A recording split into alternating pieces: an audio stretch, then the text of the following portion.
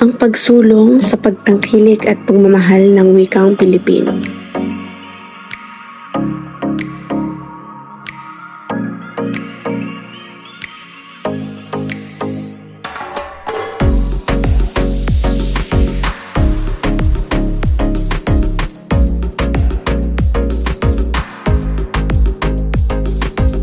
Sa mundong ang pagbabago ay patuloy na umuusbong, hindi natin maalintana na pati na din ang ating lengguwahe ay naaapektuhan ito.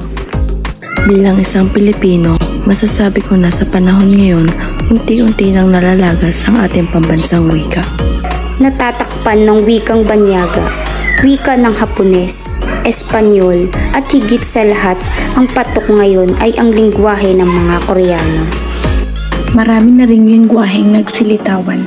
Ilan sa mga halimbawa nito ay ang papaya words at ang isa naman ay ang gay language na kung saan ay tinatangkilik na rin ng karamihan sa atin.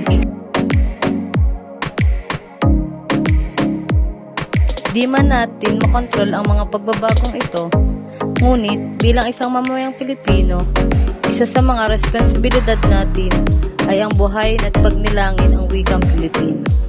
Na kung saan ay hindi lamang ito grupo ng mga salita, subalit ito rin ang nagbibigay identidad natin bilang isang dugong Pilipino.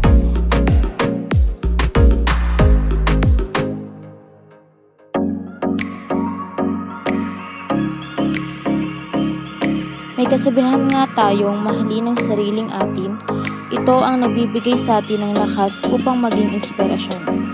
Sa mga kabataan ngayon na unti-unti nang nakakalimutan ang gramatika, termino at pragmatika ng ating wika. Ito ang nagsisilbing dugo ng mga Pilipino na dumadaloy sa ating katawan at isip na magkokonekta sa bawat isa, kung kaya't huwag mong ikahiya ito.